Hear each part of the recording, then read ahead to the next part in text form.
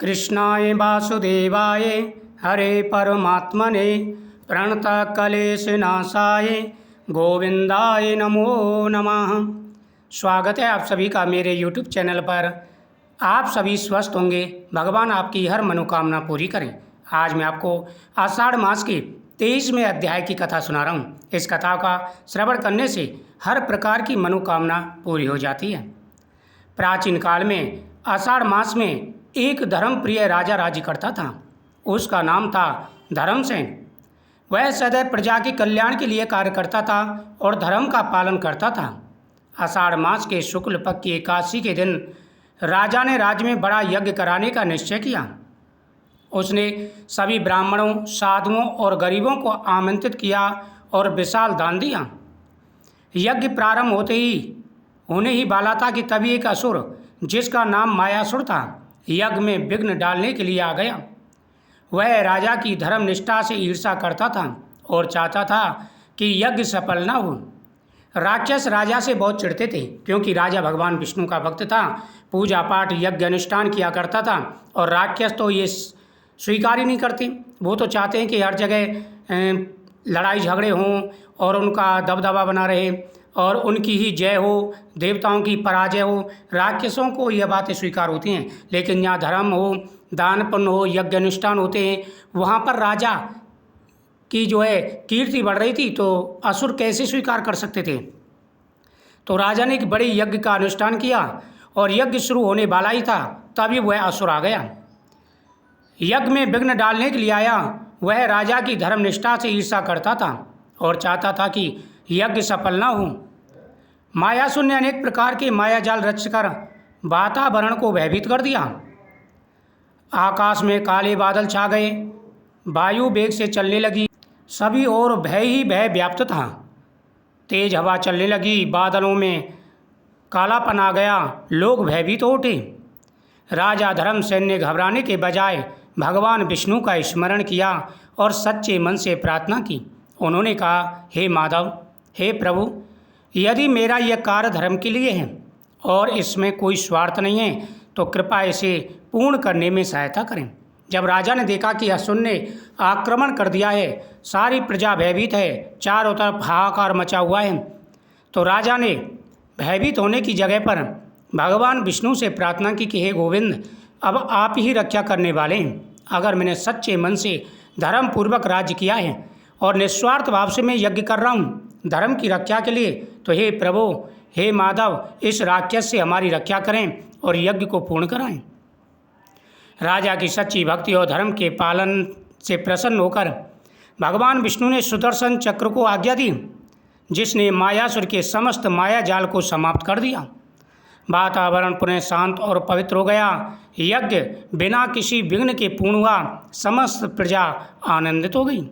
जब राजा ने इस प्रकार से प्रार्थना की, तो भगवान विष्णु ने सुदर्शन चक्र को आज्ञा दी कि हे सुदर्शन, जाओ राजा के यज्ञ को पूर्ण कराओ। सुदर्शन ने आकर के मायासुर की सारी माया को खत्म कर दिया। मायासुर वहाँ से भाग गया और सुदर्शन चक्र ने निर्विघ्न वहाँ पर यज्ञ पूर्ण कराया। यह यज्ञ समाप्त होने के बाद राजा ने प्रजा से कहा, सदैव धर्म के मार्ग पर चलो और सत्य का पालन करो। कठिनाइयाँ चाहे जितनी भी आएँ, मगर हमारा हृदय शुद्ध है और हमारा कार्य धर्म के लिए है, तो भगवान विष्णु अवश्य ही सहायता करते हैं। आषाढ़ मास में जो भी पूरे नियम के साथ में पूजा करता है, धर्म पूर्वक नियमों का पालन करता है, भगवान गोविंद उनकी हर मनोकामना अवश्य ही पूरी करते हैं। किसी भी प्रकार की कोई परेशानी क्यों ना हो, लेकिन भगवान हमेशा अपने भक्तों की सहायता करते हैं। आषाढ़ मास के पवित्र दिनों में एक राजा ने एक बार गुप्त रूप से रात्रि में अपने राज्य का भ्रमण कर रहे थे। एक राजा था, उसने मन में विचार किया कि चलो मैं अपने प्रजा के बारे में देखता हूँ। तो गुप्त रूप धारण किया और वह राज्य में घूमने के लिए निकल पड़ा। वे देखना चाहते थे कि उनकी प्रजा रात के समय सुख शांति से सो रही है नहीं। तभी उन्होंने एक अंधेरी गली में एक चोर को पकड़ा, जो चोरी करने की तैयारी में था। राजा ने उससे कहा, हे पुरुष, तू चोरी जैसे अधर्म के मार्ग पर क्यों चल रहा है? क्या तुझे अपने कर्मों के परिणाम का भय नहीं है?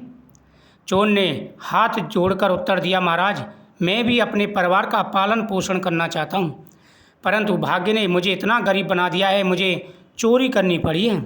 यदि राज्य में कोई मेरे जैसे निर्धनों का ध्यान रखता तो मैं कभी अधर्म के मार्ग पर न चलता। राजा धर्मसेन ने गहराई से विचार किया। उन्होंने देखा कि यह चोर बुरा नहीं बल्कि परिस्थितियों का शिकार है। राजा ने उसी क्षण निर्णय लिया और कहा, कल से राज्य में कोई भूखा नहीं सोएगा। मैं गरीबों के लिए अन्न, वस्त्र और रोजगार की व्यवस्था करूंगा।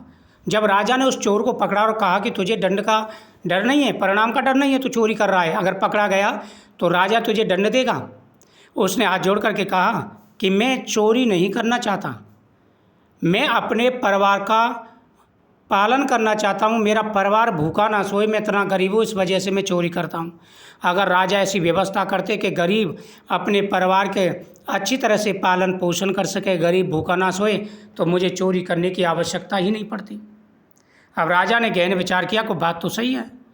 तो राजा ने दूसरे दिन घोषणा करवा दी कि मेरे राज्य में कोई भी व्यक्ति भूखा नहीं सोएगा, सभी भोजन करेंगे और गरीबों की सहायता मैं करूँगा। राजा ने चोर को क्षमा कर दिया और उसे राजकोष से सहायता दी। चोर ने भी वचन दिया कि वो भविष्य में कभी अधर्म का मार्ग नहीं अपनाएगा और ईमानदारी से जीवन यापन करेगा। इस घटना के बाद राज्य में चोरी, डकैती और अन्य अपराध समाप्त हो गए। लोग राजा की जय जयकार करने लगे, न्याय, प्रियता और करुणा की सराहना करने लगे। इस अध्याय से यह शिक्षा मिलती है कि कभी कभी बुराई के पीछे परिस्थितियाँ होती हैं, व्यक्ति नहीं। अगर राजा या नेता करुणा और समझदारी से निर्णय ले तो समाज में सुधार संभव है। धर्म का अर्थ केवल दंड देना नहीं बल्कि दूसरों की सहायता करके उन्हें सही मार्ग पर लाना भी राजा का कर्तव्य होता है। राजा का कर्तव्य ये नहीं कि कोई चोरी कर रहा है तो वो बुराई है, उसके गहराई को सोचें, उसके परिणाम पर जाएं कि ये चोरी किस परिस्थिति में कर रहा है, ये धनवान होते हुए भी चोरी कर रहा है या फिर इसके परिवार में ऐसी स्थितियां हैं जिसकी वजह से ये चोरी कर रहा है। तो उस स्थिति को खराब करें। दंड देने से चोरी खत्म नहीं होती है, अपराध खत्म नहीं होता है, उसकी मूल जड़ को खत्म करने से अपराध खत्म होता है। तो राजा ने भी ऐसा ही किया, न्यायपूर्वक राज किया और फिर राजा की जय जयकार होने लगी, चारों तरफ जय जयकार होने लगी, राजा की प्रशंसा होने लगी। तो आषाढ़ मास का महीना बड़ा ही पवित्र महीना है। आषाढ़ मास के महीने में जो भी सच्चे मन से भगवान की पूजा करते हैं, जीवन में हमेशा खुशियाँ ही उनके जीवन में आती हैं, हर प्रकार का सुख और वैभव प्राप्त होता है। तो भगवान के इन मंत्रों का जाप करें, नियम पूर्वक, धर्म पूर्वक आप परिवार का पालन करें, आपकी हर मनोकामना पूरी होगी।